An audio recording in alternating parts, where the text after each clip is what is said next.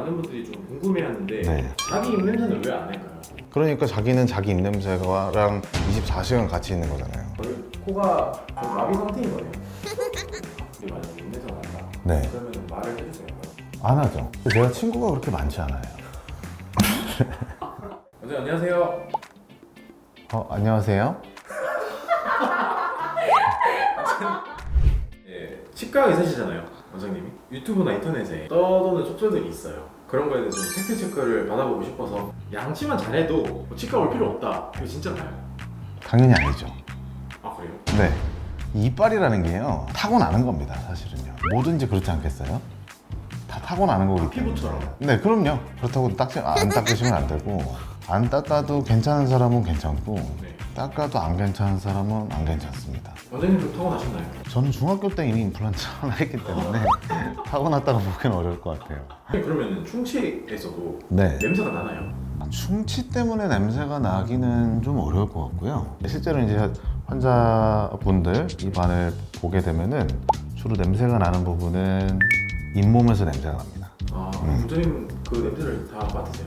그럼요. 마스크 써도 냄새가 뚫고 들어오나요? 제가 마스크를 쓰지 않아요. 원장님 왜 안 쓰세요? 저는 환자분들한테 그냥 네. 얼굴을 다 이렇게 오픈하는 것이 의사소통하는데 도움이 된다고 생각을 하는 것 같아요.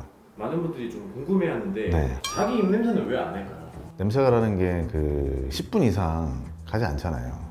그거에 대한 그 역치가 점점 높아지죠. 그러니까 자기는 자기 입냄새랑 24시간 같이 있는 거잖아요. 말씀하신 분들은 거의 마비 상태인 거네요. 보통 자기 입냄새는 자기가 모르는 게 기본인 것 같고. 원장님은 원장님 지인분들이나 만약에 입냄새가 난다. 네. 그러면 말을 해주세요. 안 하죠. 제가 친구가 그렇게 많지 않아요. 입냄새가 좀 그리우시겠네요. 뭐 그건 아니고.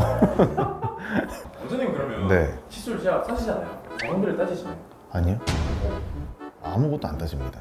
굴러다니는 걸로 하고요. 상대적으로 그래도 이거보단 이게 좀 더 낫고 그런 거는 있는 건 맞아요. 실제로는 어떤 치약과 칫솔을 쓰는지가 막 지대한 큰 영향을 미친다고 보기는 어렵습니다.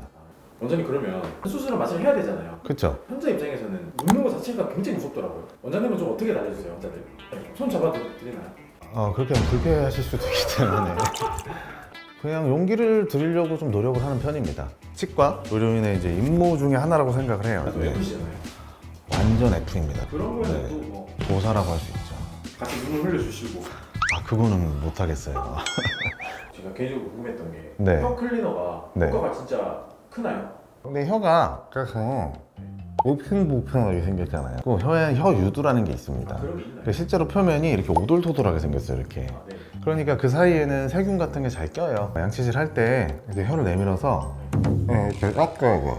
왜냐면 이 혀라는 게 상피라고 해서 껍데기가 되게 단단해요. 그래서 이제 사실은 자주 이게 교환이 됩니다, 혀라는 것이.